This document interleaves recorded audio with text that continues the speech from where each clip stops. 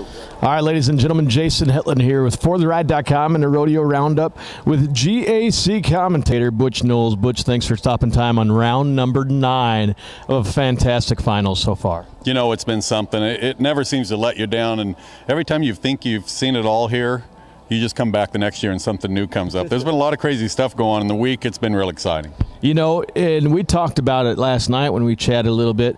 This 2012 finals has just been nothing but rookies taking the main stage and the main stories. You know, we are seeing a lot of new faces come on the scene of pro rodeo, and I think this is an indication of it. There's a lot that were on the bubble that didn't get here this year that are going to be here in the next 2 or 3 years. So, you know, and then to see them come down here and really perform well, that just shows these kids are there's some real talent coming on. I think we're real lucky. We're going to see some new faces, and I think we're going to see a lot of new young guys that maybe are beginning a real dominating career. You know, and speaking of kids coming to their first NFR, let's talk about a 53-year-old. Can you believe the Cinderella story with Mary Walker right now? No, no. I mean, it just is you couldn't write a script any better.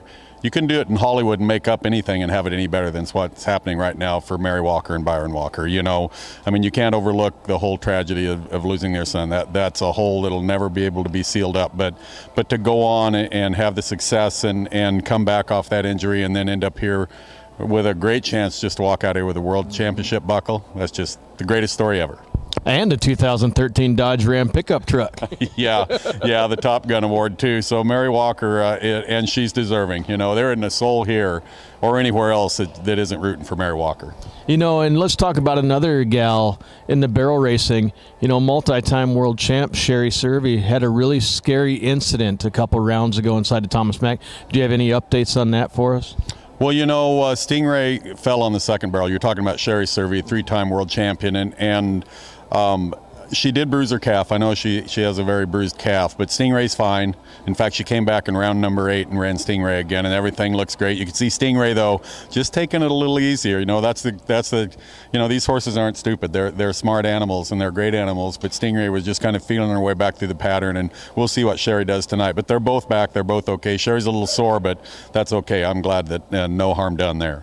Yeah, and you know a little bit about the timed event end of the arena between Trevor and everything else, but everybody that we've talked to said that the start here in the Thomas and Mack and the timed event end is so different than any other show throughout the year that they do. You want to elaborate on that a little bit?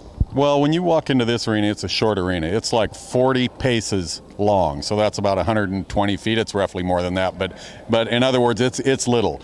So you can't set the barrier out there to get the start longer and make them set in the barrier and kind of judge the start, because then the arena conditions don't allow that. So you have to have a real short, quick start. So if they are just a hair off the barrier, just a flash, I mean maybe a half a second or less, that puts them another 60 feet, 50 feet down the arena. Consequently, things go wrong, because in the bulldogging, for example, you have to have that horse run hard, and he has to run straight through the hole and give you a step and drop your feet right.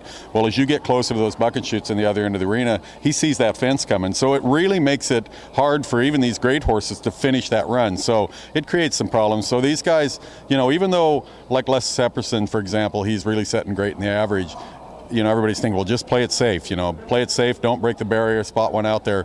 That can create more problems. Les just needs to be on the offense. He knows what he's doing. He's got a dad that was a 1975 world champion. So we'll see what it plays out. But you just got to be very aggressive in the timed events here. There's no stepping backwards. Definitely, and it was really exciting to see Trevor win around here at the NFR.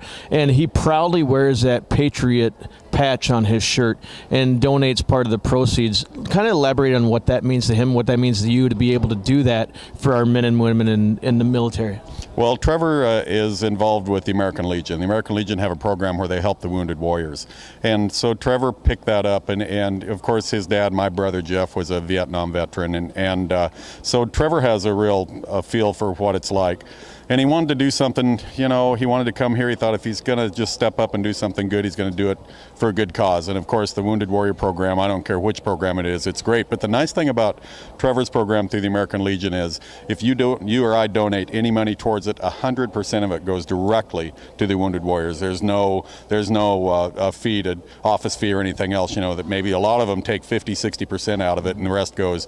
So it's a great program, and Trevor's real proud of it. And I think it's going to turn into something something big. You know, it's just like the Tough Enough to Wear Pink program that Joe Beaver was so involved in starting, and look where it's grown, you know. Definitely. And this is a great program, you know, that none of us could do this without our veterans and without our military people, and, you know, the people in this building and the rodeo people and the rural country people in that way of life, we understand that better than anybody. Definitely. And coming into round 9 with 2 rounds left inside of Thomas Mack for the 2012 season, I want a breaking news prediction from Butch Knowles. Who's going to win World Championships and what event? Okay, I'll say Casey Field in the bareback ride. He looks unstoppable. He sure does, and he just passed the $1 million mark right here at the NFR as well. Yeah, and you know, he's really the only one with a really, really strong lead. And it's not catchable. I mean, it's not catchable. You know, Will Lowe's right there. If Casey stumbles a little bit tonight or tomorrow night, Will Lowe's right in the wings to step into there. But all the other events, it's down to 2 or 3 people other than Mary Walker. I think Mary Walker could, as long as she keeps the barrels up, can take care of business. But then we get back into arena conditions, small arena. She has to stay very aggressive. She can't just coast through the barrel pattern and think Latte's not going to maybe shorten up a little bit and hit a barrel. So there's some races that are really developing. And look at us. We're in round number 9, and all these events are still yet to be determined. It's been a long year for these guys, and every one of them. If you come in 15th or 1st, it's an honor to be here. And you know, you always feel bad for the guys that come in low and they struggle a little bit, or come in high and they struggle a little bit.